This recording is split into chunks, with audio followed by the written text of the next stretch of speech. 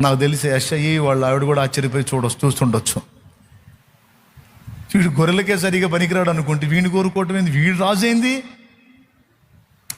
నా దేవుడు నీకు తోడై ఉండి నిన్ను ఆశీర్వదించి నీ తలనెత్తినప్పుడు నీ దీన స్థితిని, నీ పాత గతిని చూచిన వారు ఆశ్చర్యపోయే అనుభవాల్లోకి వెళ్ళిపోతారు.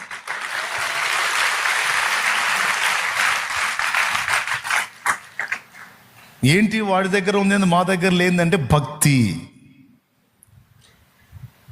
విశ్వాసం, ఆత్మీయత, అన్నిటికంటే ముఖ్యంగా దేవుణ్ణి ప్రేమించే మనసు.